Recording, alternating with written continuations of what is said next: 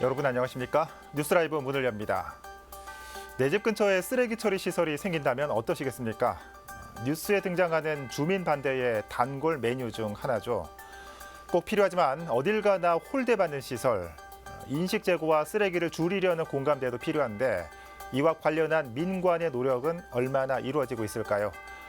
오늘 뉴스라이브에서 또다시 등장한 음식물 쓰레기 논란 짚어보겠습니다. 1월 29일 뉴스라이브 지금부터 시작합니다. 오늘의 헤드라인입니다. 노후화로 멈췄던 서대문구 음식물 쓰레기 처리 시설이 내년부터 재가동됩니다. 인근 주민들은 악취 호소로 반대하고 있습니다. 성북구에 쓰레기를 배출하지 않는 친환경 나눔 점포가 주민들의 자발적인 참여로 주민센터의 문을 열었습니다. 초고령 사회를 앞두고 지자체마다 이를 대비한 정책들이 세워지고 있습니다. 용산구는 3년간 830억 원을 투입해 관련 사업을 진행합니다. 학생 진학 지원과 직업 체험 등을 할 수 있는 중랑구 방정환 교육지원센터가 오는 4월 개관을 앞두고 있습니다.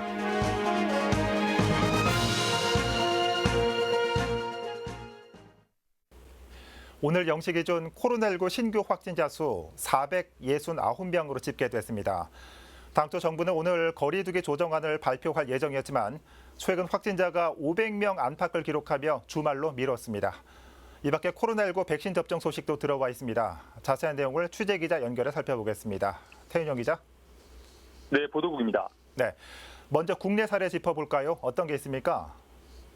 네, 서울역광장 노숙인 지원시설 관련 확진이 계속되고 있습니다. 17일 첫 확진자 발생 이후 어제 9명이 추가된 것으로 확인되며 누적 확진자 수는 모두 21명이 됐습니다. 종사자가 2명, 나머지 19명은 이용자입니다. 강남구 소재 한 회사에서도 어제 6명이 추가되며 모두 40명이 누적 확진자로 집계됐습니다. 또 경기 김포의 주간보호센터에서 8명이 추가로 확진됐고 인천 연수구의 가족과 지인 관련 확진도 계속 늘어 모두 22명이 확진된 것으로 확인됐습니다. 하루 평균 국내 발생은 지난 13일 300명대로 주춤했지만 최근 2.5단계 격상 기준인 400명대로 다시 올라서면서 오늘로 예정됐던 거리두기 조정 발표는 주말로 연기됐습니다. 그렇군요. 백신 접종과 관련된 세부 계획이 발표됐죠. 어떤 내용이 담겼습니까? 네, 먼저 접종 대상이 구체화됐습니다. 이 수도권에서 코로나19 치료에 나서고 있는 의료진을 시작으로 전국에 있는 의료진으로 접종이 확대됩니다. 약 5만 명에 이릅니다. 유황시설 종사자와 119 구급대원, 역학조사관 등 보건의료인과 코로나19 1차 대응 요원도 1분기 접종 대상입니다. 2분기에는 65세 이상 국민들과 노인 재가 복지시설과 같은 취약시설 입소자와 종사자를 대상으로 예방접종이 시행됩니다. 하반기부터는 백신 도입 일정 조정과 상반기 예방접종 상황 등을 고려해서 전 국민을 대상으로 접종이 확대됩니다. 이렇게 다음 달부터 9월까지 국민 70%에 대한 1차 접종을 마치고 정부는 11월 집단 면역 형성을 목표로 하고 있습니다. 또 예방접종 시 찾아가는 방문 예방접종팀을 운영하는 한편 시군구 단위의 예방접종센터 250개를 설치할 계획입니다. 네, 오늘 집계된 코로나19 확진 현황 구체적으로 어떻게 됩니까? 네, 질병관리청은 29일 0시 기준 전국 확진자 수가 전날보다 469명 늘었다고 밝혔습니다. 오늘 국내 발생은 445명, 해외 유입 사례는 24명입니다. 서울에서 109명, 경기에서는 129명 등이 확진 판정을 받았습니다. 지금까지 보도국에서 전해드렸습니다. 네, 태인영 기자 수고했습니다. 코로나19 발생 상황 살펴봤습니다. 시설 노후화 등으로 가동을 멈췄던 서대문구 음식물 쓰레기 처리 시설이 올해 개보수 공사를 끝내고 내년 초 재가동할 예정입니다. 하지만 시설에서 나오는 악취로 고생했던 인근 주민들은 재가동 소식에 크게 반발하고 있습니다. 먼저 서대문구의 재가동 계획부터 살펴보겠습니다. 보도에 조성협 기자입니다. 지난 1994년 건립한 서대문구 음식물 쓰레기 처리 시설입니다. 고양시 대덕동 난지 물재생센터 내에 위치한 해당 시설은 수거한 음식물 쓰레기를 탈수하고 건조해 분쇄하는 곳으로 민간 업체가 위탁을 받아 운영했습니다. 하지만 건조기와 탈수기 등의 기계를 30년 가까이 교체하지 않은 탓에 노후화가 심했고 결국 지난 2019년 1월 서대문구는 개보수를 위해 가동을 멈췄습니다. 이후 지난해 6월 업체를 선정하고 현재 설계 작업을 진행 중으로 설계가 끝나는 대로 공사를 발주해 내년 상반기 중 재가동할 예정입니다. 군은 재가동 시 하루 처리 용량 300톤이던 것을 150톤으로 줄이고 악취를 저감하는 음압 장치를 들일 계획입니다. 이런 기계는 이건 뭐 너무 오래되고 노후돼가지고 폐기되고 그런 식으로 됩니다. 시설은 서대문구 도시관리공단이 직영할 예정으로 이렇게 되면 민간업체에 맡길 때에 비해 톤당 40%가량 예산을 절감할 수 있다고 군은 전했습니다. 또 직영함으로써 음식물 자원화 협회 소속 업체들의 카르텔 등을 타파해 음식물 처리 적정 단가를 제시하겠다는 보관도 있다고 덧붙였습니다. 딜라이브 설경기 케이블 TV 조성엽입니다. 이런 가운데 음식물 쓰레기 처리 시설 재가동 소식을 들은 인근 주민들이 크게 반발하고 있습니다. 가동 중단 전까지 역겨운 냄새로 인해 피해를 봤다며 재가동을 막겠다는 건데요. 덕은지구 아파트 입주 예정자들 역시 대량의 민원을 쏟아내며 반대 입장을 표하고 있습니다. 계속해서 조성엽 기자입니다. 서대문구 음식물 쓰레기 처리 시설과 불과 300m 떨어진 고양시 현천동의 한 마을입니다. 마을 대부분의 주민들은 시설 가동 당시 역겨운 냄새로 고통받았다고 호소합니다. 이 때문에 서대문구의 재가동 계획에 극심한 반대를 나타내고 있습니다. 공기 좋은 데 산다고 이리 왔어. 그냥 똥구대기로 온 거야. 그 냄새가 나한테 다 와. 이 부근에서 내가 제일 피해자야. 바람 불만한 냄새가 많이 나. 그러니까 반대를 하는 거지. 시설에서 1km 남짓 떨어진 덕은지구 입주 예정자들의 반발도 거셉니다. 이들은 악취와 유해 물질로 인한 불안감에 국민신문고와 서대문구 민원 게시판 등에 2,000건에 가까운 민원을 쏟아내고 있습니다. 덕은지구 내 유치원과 초등학교를 설립하는데 아이들이 위험 물질에 노출된다며 시설의 영구 퇴출을 희망한다는 것, 더불어 서울시가 2025년까지 난지 물재생센터 내 분뇨와 음식물 처리 시설을 지하화하기로 한 만큼 140억 원을 들이는 서대문구의 시설 투자는 예산 낭비일 뿐이라는 입장입니다. 이런 가운데 서대문구는 음식물 처리 용량을 절반으로 줄이는 데다 음압장치를 설치하는 만큼 냄새나 유해 물질이 빠져나갈 가능성이 극히 적다고 전했습니다. 또 서울시의 지하화 계획은 선언적인 의미가 강하고 구체적으로 2025년 지하화 구상이 정해진 건 아니라는 입장입니다. 이 때문에 시설 개보수가 예산 낭비는 아니라는 것. 가동이 되고 있는데 보일러가 갑자기 멈춰. 그동안 불가피하게 이제 빠져나가는 거예요. 음압 시설을 달아가지고 다 뽑아내요. 밖으로 이제 안 나오는 거예요, 그냥. 그러니까 냄새가 날 수가 없어요. 더불어 이미 27년 전 조성한 시설을 재가동하는 것인 만큼 법적으로 주민 동의도 필요하지 않다는 입장입니다. 한편 기존 민간업체가 명절 등의 인근 마을에 주민지원금을 지급했던 것으로 알려진 가운데 서대문구는 시설 재가동을 할 경우 또 다른 혜택을 준비하고 있다고 전했습니다. 딜라이브 설경기 케이블 TV 조성엽입니다. 한편 급증하는 쓰레기 문제를 주민들이 나서서 자발적으로 풀어보자는 움직임이 있는 곳도 있습니다. 성북구에서 쓰레기를 배출하지 않는 친환경 나눔 점포가 문을 열었는데 동선동 나눔 점빵 어떤 곳인지 박선화 기자가 다녀왔습니다. 성북구 동선동 주민센터. 세제가 필요했던 주민이 찾아간 곳은 마트가 아닌 주민센터입니다. 안녕하세요. 네, 어서 오세요. 네, 이거 소분 담으러 왔는데요. 아, 세제 소분하러 네. 오셨어요? 네. 미리 가져간 빈 병을 건네주자 직원은 1리터 분량의 세제를 빈 병에 채워줍니다. 플라스틱 없는 이른바 친환경 소비입니다. 플라스틱? 네. 그걸 재활용해가지고 이런 좋은 취지로 해서 세제를 만들고 그런 게 사용한다는 게 너무 좋아가지고 얘기 듣고 왔어요. 코로나로 인한 사회적 거리 두기가 지속되면서 포장과 배달이 증가하고 있습니다. 덩달아 쓰레기도 늘고 있는 상황. 동선동 주민자치회에선 늘어나는 쓰레기를 줄여보자는 자발적인 움직임이 일었습니다. 이에 따라 지난 15일 주민센터 2층에 친환경 나눔 전빵을 개소하고 운영을 시작했습니다. 세제비는 리터당 4,000원. 시중가와 비교해 결코 저렴하진 않지만 운영 취지를 이해한 주민들이 전빵을 찾고 있습니다.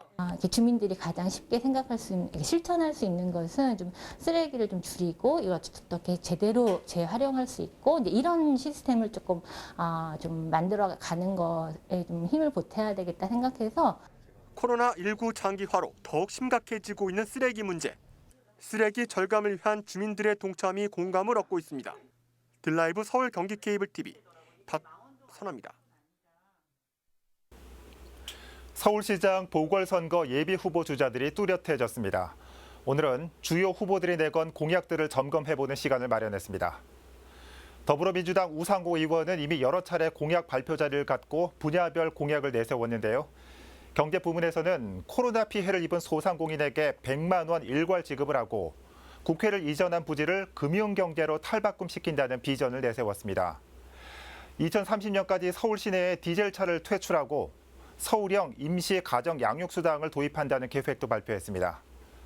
부동산 정책으로는 이 공공주택 16만 호 공급을 약속했는데 올림픽대로와 강변북로 그리고 철길 위에 인공대지를 덮어 부지를 조성한다는 구상입니다. 이 과정에서 지하철 1호선 전 구간 지하화를 내걸기도 했습니다. 박영선 전 장관도 19일 시민토론회 형식의 출마 선언 자리에서 서울시 대전환을 주제로 한 공약을 발표했습니다. 21개 권역으로 재구성하고 21분 안에 모든 생활시설에 접근할 수 있도록 하겠다라는 계획입니다. 디지털 경제로의 전환을 통한 소상공인과 자영업자의 보호, 여기에 아이 돌봄과 교육도 서울시가 책임진다는 내용도 발표했는데 중기부 장관 경험을 살린다는 측면이 강합니다. 부동산 정책에 대해서는 한 매체와의 인터뷰에서 강남 재개발 재건축 필요성을 언급했고 5년 내 공공분양주택 30만 호 건설 비전을 밝히기도 했습니다. 강남 재개발 재건축에 대해 우상호 의원은 제한적으로 검토한다는 의견과는 다소 거리가 있습니다.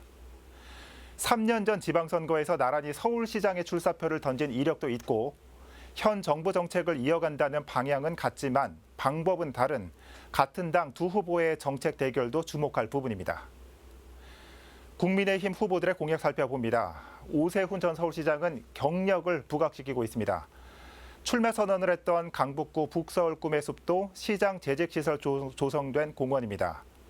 1호 공약으로 1인 가구 맞춤형 안심 정책을 내세웠는데 갈수록 늘어나는 1인 가구를 보호하기 위한 특별 대책본부를 약속했습니다. 부동산 대책으로는 5년 내 30에서 40만 가구 공급을 내세웠습니다.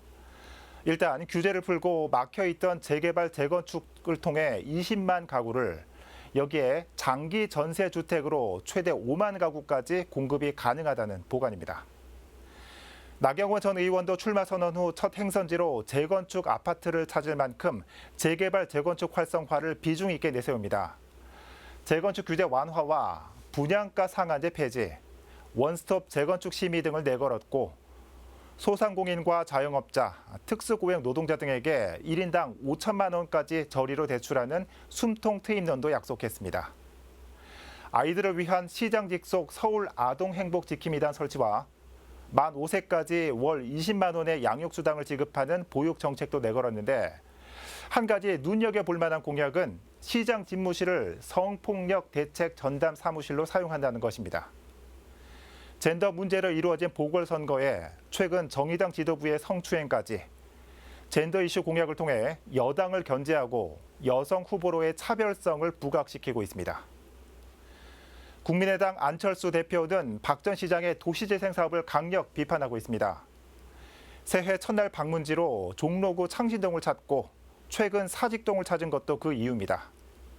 안 대표는 5년간 주택 74만 6천 호 공급을 내걸었습니다.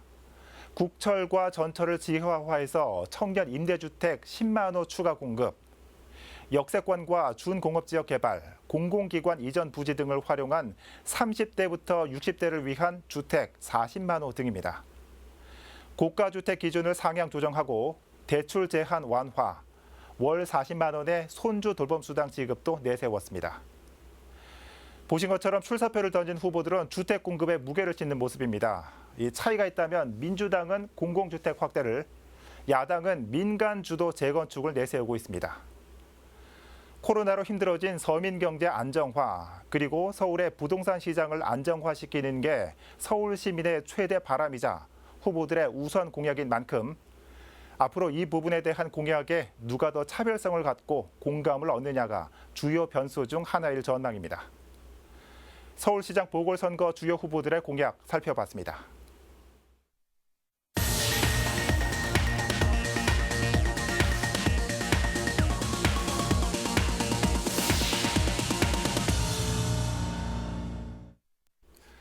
우리나라도 향후 몇 년 뒤면 65세 이상의 노년층 인구 비율이 20% 이상인 초고령 사회에 들어섭니다. 이를 대비한 법령 정비와 대책들이 속속 수립되고 있는데요. 용산구에서는 고령 친화도시 조성 실행 계획을 세워 초고령 사회를 준비합니다. 보도에 지혁배 기자입니다.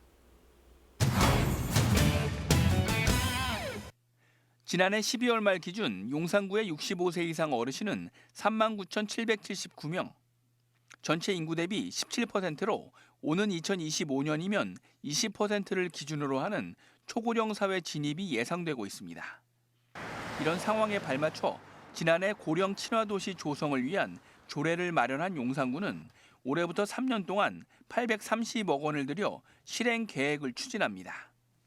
용산구에 살고 있는 많은 어르신들이 다른 곳으로 이사 가지 않고 건강한 상태로 안정적인 노후 생활을 보낼 수 있는 전반적인 지역사회 환경을 만들고자 지난 연말 용역을 통해 중장기 계획을 수립했는데 살고 싶은 도시 함께 만드는 베스트 용산을 슬로건으로 내걸고 건강한 노후, 안전한 교통 환경, 균형 있는 노후 생활 등 5대 영역 45개 전략 사업을 구체화했습니다.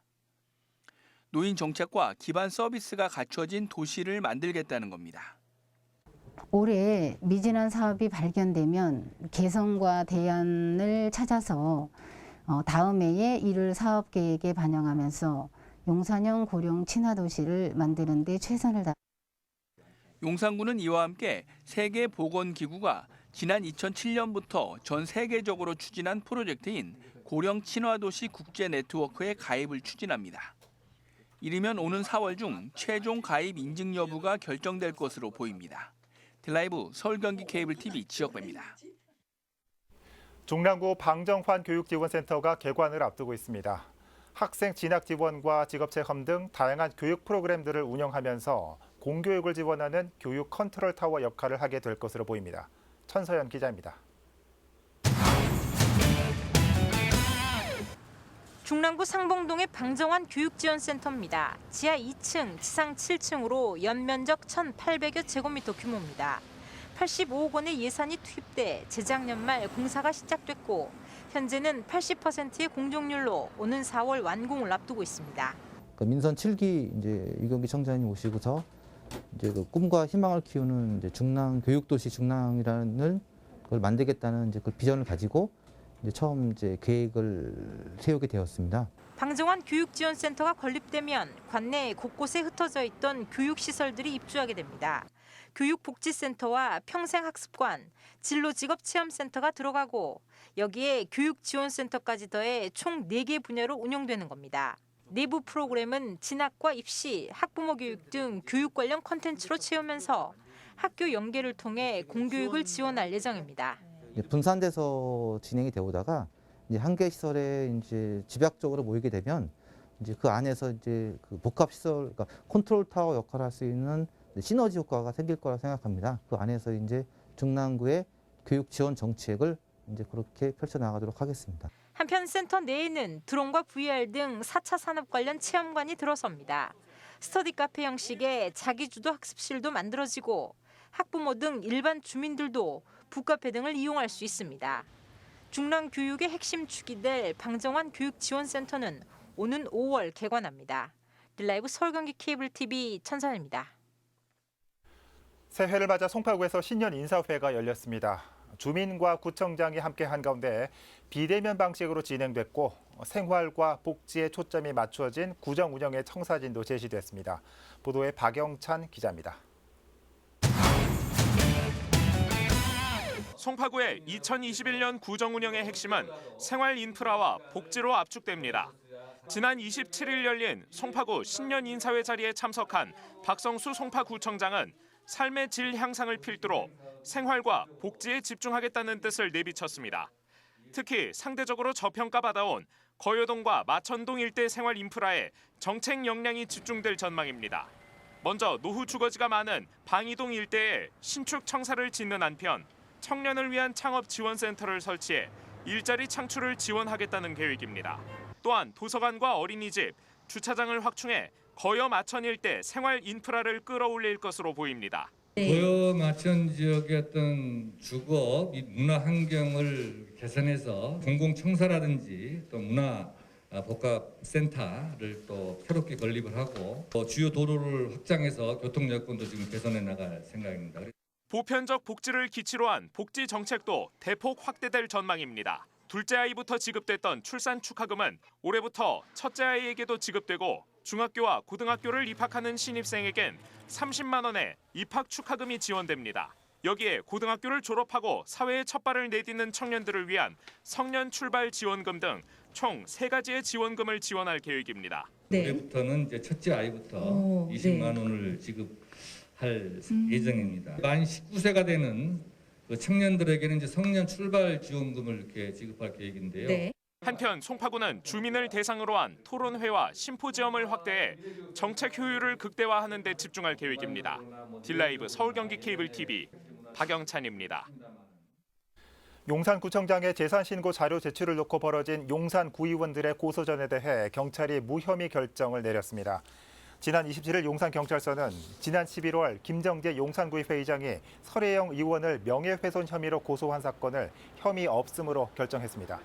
앞서 지난해 10월 설 의원은 구청장의 지난 10년간 재산신고 자료를 제출해달라는 요구를 했고 이 과정에서 김 의장이 핑계를 대며 결재를 고의로 미뤘다며 천막농성을 벌인 바 있습니다.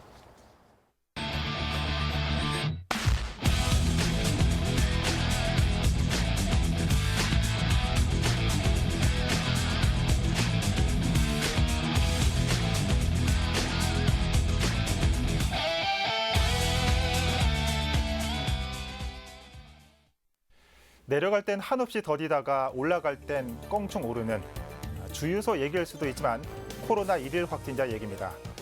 전 국민이 피해를 보며 얻고 있는 감소세가 일부 집단의 일탈과 안일함으로 다시 올라가고 있습니다. 이번 주말 거리두기 방역 지침이 결정됩니다. 여전히 조심스러운 주말 보내셔야겠습니다. 뉴스라이브 마칩니다. 시청해 주셔서 고맙습니다.